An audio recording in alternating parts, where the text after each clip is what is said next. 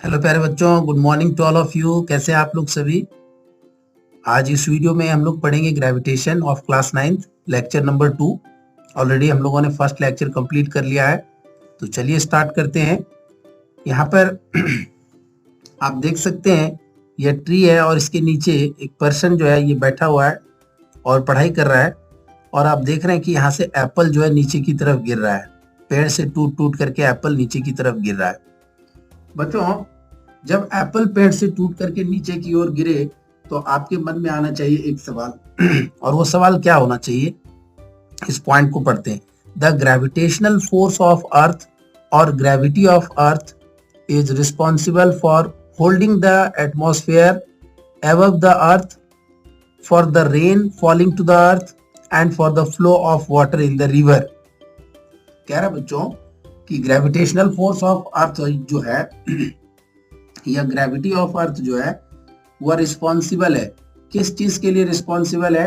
अर्थ के चारों तरफ जो एटमॉस्फेयर है उसको बनाए रखने के लिए, या फिर जो नदियां बह रही है, या फिर रेन वाटर जो नीचे की तरफ गिर रही है। ये सारे जो कॉज हैं बच्चों, ये सारे कॉज केवल और केवल पॉसिबल है ग्रेविटेशनल फोर्स की वजह से। It is also the gravitational force of earth और gravity of earth which keeps us firmly on the ground, जिसके कारण कि हम लोग ग्राउंड के साथ अटैच्ड हैं और ग्राउंड पर हम आराम से वॉक कर रहे हैं। ये सब तभी पॉसिबल है जब ग्रेविटेशनल फोर्स हमारे ऊपर लग रहा है। Every object in the universe attracts every another object. दुनिया में जितने भी ऑब्जेक्ट्स हैं पूरे वर्ल्ड में, पूरे यूनिवर्स में, अगर दो मास की बात करें M1 M2, तो M1 जो है M2 के द्वारा अट्रैक्टेड होगा और M2 M1 के द्वारा अट्रैक्टेड होगा। दोनों पर फोर्स लगेगा यहाँ पर और दोनों एक दूसरे को ग्रेविटेशनल फोर्स से अट्रैक्ट करेगा। जो बिंदु हमने यहाँ पे पढ़े, पॉइंट्स जो पढ़ा, उसको यहाँ पे आप समझ सकते हैं। अर्थ पर चाहे कार हो, पर्सन हो, कुछ भी हो, यहाँ पर अर्थ के साथ इसलिए अटैच्ड है due to gravitational force, due to GF gravitational force. Rain water जो है वह नीचे की तरफ क्यों फॉल करता है? Water droplets due to gravitational force. Earth के सराउंडिंग में, या अर्थ है और इसके सराउंडिंग में जो एटमॉस्फेयर है, that atmosphere is only due to gravitational force. Earth पर जो नदियां फ्लो कर रही है that is also due to the gravitation force. और बाकी एटमॉस्फेयर का डिफरेंट लेयर्स होता है बच्चों, जो हमें पता है। Atmosphere is made up of several layers.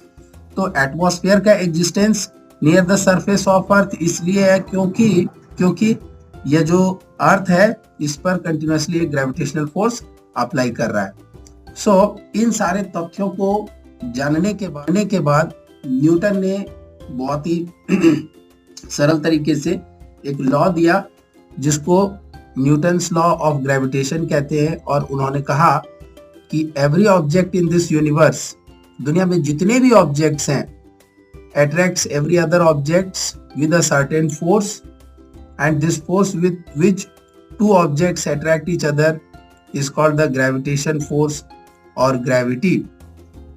इसी में उन्होंने कहा the gravitational force between two objects acts even if two objects are not connected by means। उन्होंने कहा ठीक है, दो ऑब्जेक्ट के बीच तो ग्रेविटेशनल फोर्स ऑफ पुल या अट्रैक्शन लगेगा। M1 और M2 अगर है, दो ऑब्जेक्ट है, तो दोनों पर अट्रैक्शन फोर्स लगेगा, ऐसा न्यूटन ने कहा according to the universal law of gravitation. Universal law इसलिए कहते हैं क्योंकि पूरे ब्रह्मांड में या किसी भी दो ऑब्जेक्ट के लिए वैलिड है, या फोर्स किसी भी दो ऑब्जेक्ट के बीच लग सकता है। Therefore it is called as universal law of gravitation. But दूसरा पॉइंट उन्होंने यह भी कहा कि यह जरूरी नहीं है कि वह दोनों ऑब्जेक्ट एक दूसरे से कनेक्टेड हो। अगर डिस्कनेक्टेड ऑब्जेक्ट भी है तो भी उनके बीच फोर्स लगेगा। फॉर एग्जाम्पल सन है और मून है। सन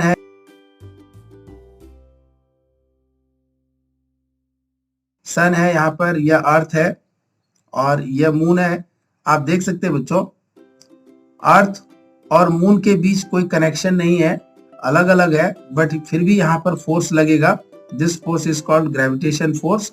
और यहाँ पर सन और अर्थ के बीच में भी कोई डायरेक्ट कनेक्शन नहीं है, दोनों सेपरेटेड है, यहाँ भी ग्रेविटेशनल फोर्स ऑफ अट्रैक्शन लगेगा।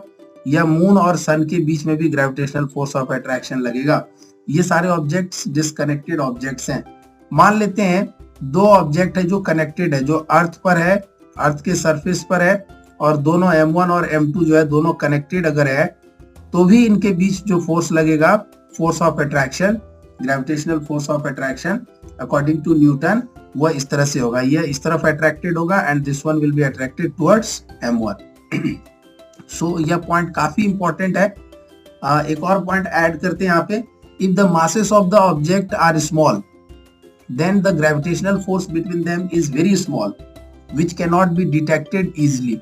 जैसे कि अगर ऑब्जेक्ट छोटा हो, जैसे यहाँ पर एक ऑब्जेक्ट है और ये दूसरा ऑब्जेक्ट है, ये अभी दोनों ऑब्जेक्ट अगर छोटा हो तो दोनों के बीच जो फोर्सेस होगा वो बहुत ज्यादा नहीं होगा, मेजरेबल नहीं होगा और उसको हम डिटेक्ट नहीं कर सकेंगे। दूसरा पॉइंट है कि अगर ऑब्जेक्ट्स जो है लार्ज है, हैवी है, वेरी लार्ज है, तो gravitational force becomes very large and its effect can be seen easily.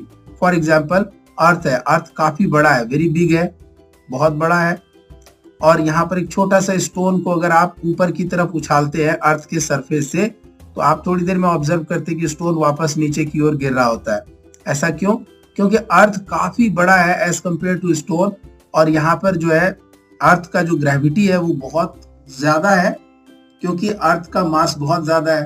तो जितना ज्यादा बड़ा ऑब्जेक्ट होगा, जितना ज्यादा मास होगा, उतना ही ज्यादा फोर्स ऑफ अट्रैक्शन होगा और ग्रेविटी फोर्स होगा। अर्थ ग्रेविटी फोर्स के कारण स्टोन को वापस अपनी ओर खींच लेता है, इसलिए स्टोन वापस अर्थ के सरफेस पर आकर के गिर जाता है। ठीक है बच्चों, ऐसे क्वेश्चंस आपके मन में होने चाहिए कि टेबल पर एक बुक रखा हुआ है और एक पेन रखा हुआ है,